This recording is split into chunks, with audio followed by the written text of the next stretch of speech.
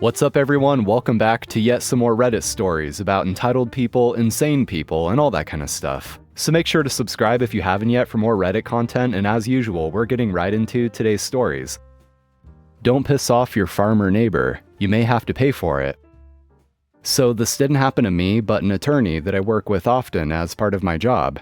He moved from a very high cost of living area to our rural community. Sold his $2 million house, paid off and inherited from his grandparents, and bought 50 plus acres with a huge house in a bedroom community that has a lot of dairy farms. He always used to say how it was much better living up here, both in terms of the lifestyle and monetarily, as his urban $2 million house had property taxes in excess of $40,000 a year. Now, in addition to the huge house, the property was mostly fields, 40-ish acres, and had a 10-acre or so large woodlot. After he moved into his new house, the attorney was approached by his neighbor, one of the area dairy farmers. The farmer told the attorney how he had a handshake agreement with the former owner of the attorney's home/property.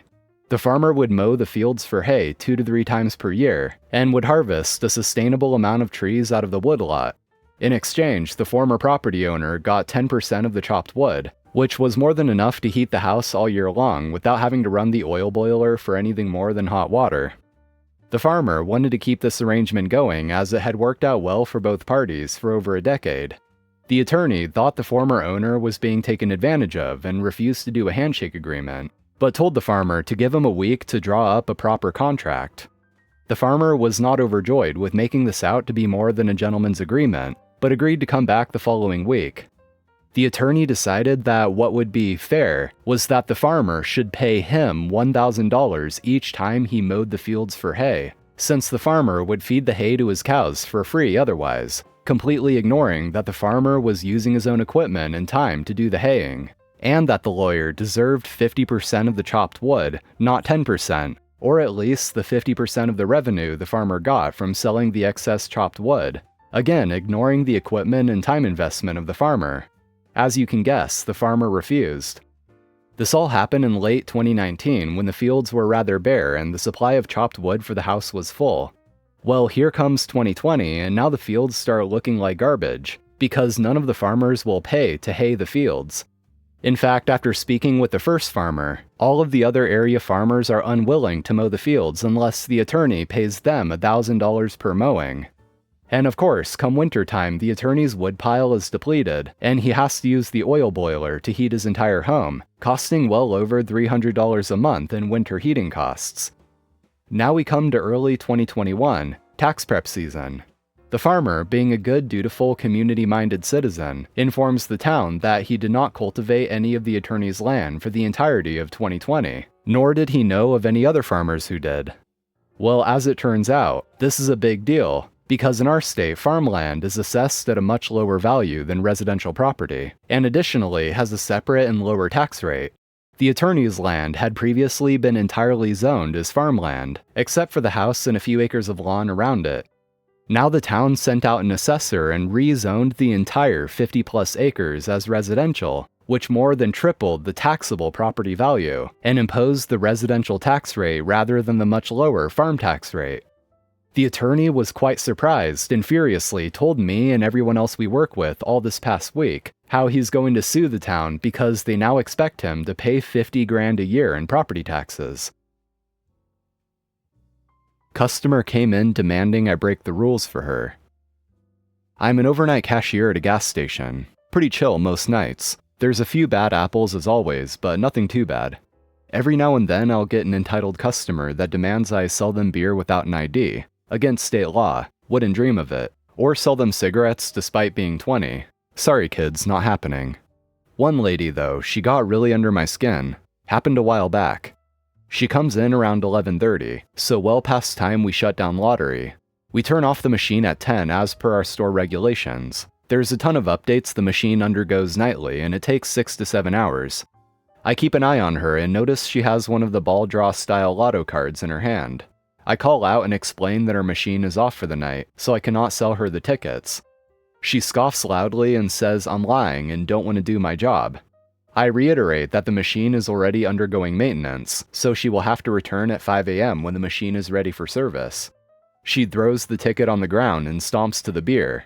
I'm already annoyed, and in my head I know I'll make sure my coworker takes care of her next time. I don't want to deal with this drama. She comes back to the counter, beer cans in tow, and slams them onto the counter. I grab one to scan and ask for her ID. Lady once again scoffs and asks if it's really necessary. She has wrinkles older than me.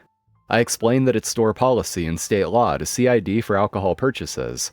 We go back and forth for 5 minutes. It only ends when I tell her she can either give me the ID so I can do my job, or she can leave beerless and lottoless. She passes me her ID, face bright red, and the lady just starts going off at this point, saying I need to lose my job. My manager, whom she called by name, would be so upset to hear how I'm treating a regular. I write my name, my manager's free time for the next day, and tell her she is free to come in and complain about me doing my job. It'll go absolutely great for her. She snatches the paper and starts asking me to sell her cigarettes.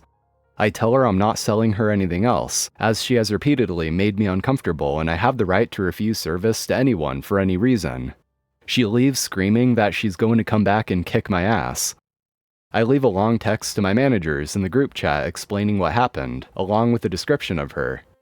A couple hours later, some of my regulars come in for their nightly coffees, 2 of the local sheriffs. I give them the rundown of what transpired, and one of them promises to swing through a few times for a few nights to make sure she's not causing trouble. Here's where I get petty. She had parked at the front of the store. I had perfect view of her license plates, so I took note and waited. The lady shows up 2 nights later and parks by the dumpster.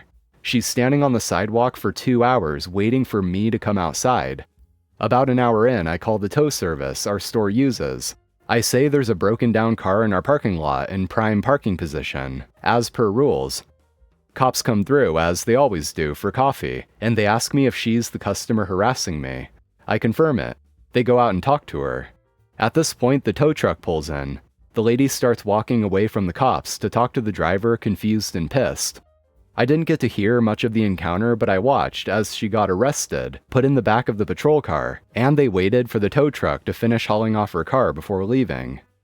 No idea what happened to her. She hadn't come back in and I didn't get in trouble with management. Mother-in-law trying to break into the morgue. I work in a morgue, and my mother-in-law obviously thought that she could use my job to her advantage. A few days ago, my father-in-law died. Mother-in-law was behaving like a crazy person, acting as if death was a huge shock to her, which honestly it shouldn't be.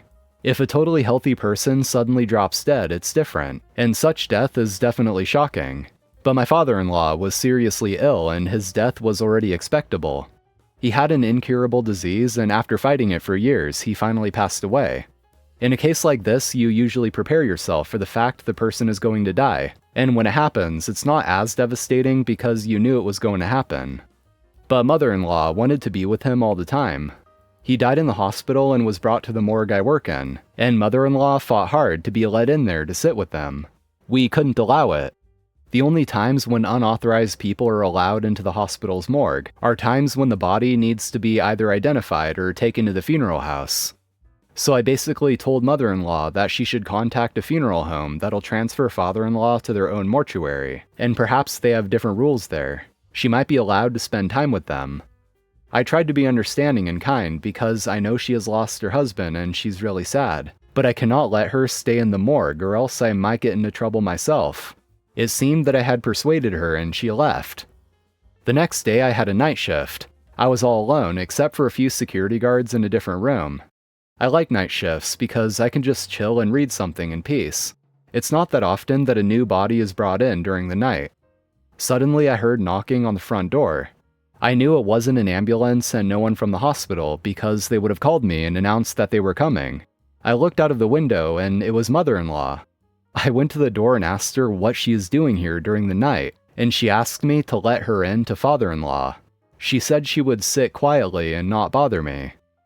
I told her again that I cannot do it. I'm not allowed to do it. If someone finds out about it, I'm going to be in a lot of trouble for letting an unauthorized person inside a morgue for no reason other than her wanting to see her husband. I understand that she's devastated and she misses her husband, and she insisted he still needs her. In my head, I was like, mother-in-law, he doesn't need anything anymore. But of course, I didn't say it to her. So I pleaded for her to be reasonable.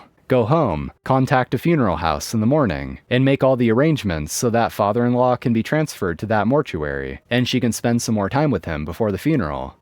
In a way, I could understand her. If my husband died, I don't know how I would react. Maybe just like my mother-in-law. Then she tried to push me aside to walk past me.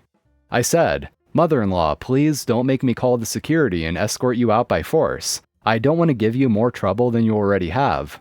Don't force me to do it, just leave and there will be no issues."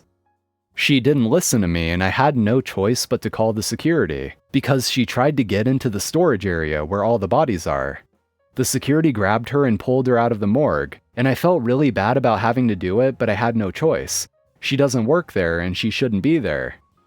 The next morning, my husband, who was on my side by the way, told me that mother-in-law is very offended for being treated so brutally and doesn't want to see me at the funeral. I was like, what did I do? I was just doing my job. I understand that she's sad. I understand it all, but I cannot allow her to do whatever she wants. Lady yells at me because my car is the same color as hers. This happened at a stoplight a couple weeks ago and it still makes me giggle. I drive a 2019 Ford Ranger in a color called Hot Pepper Red. It's an orange-red color that turns out to be a candy coat of orange over red. It's one of their expensive upgrade colors that's pretty rare because nobody wants to pay an extra $750 for it. I didn't either, I just got a deal on the truck. I happened to pull up next to a Bronco in the same color and the lady driving seemed pretty excited. Turns out what I thought was excitement was actually anger because my truck was the same color as hers. According to her, it was a limited edition color that was exclusive to a certain package in the Bronco that year, and I was copying her. She accused me of painting my truck to copy her and demanded, and she really hit the high notes on the word demand, that I change it back. All of this happened at a stoplight, and I just sat there watching this grown-ass adult lose her ever-loving crap at me over the color of our cars. Given that there's around 10 or 12 different factory colors in a maker's entire lineup, I'm not sure how she thought this was a color unique to her. I feel like she's gonna have a lot of problems in life. Anyway, that's gonna be it for today. Thank you for watching, I appreciate it. If you enjoyed, be sure to drop a like and hit that subscribe button as well for more Reddit stories. So I'm out of here, take care, and I'll see you next time.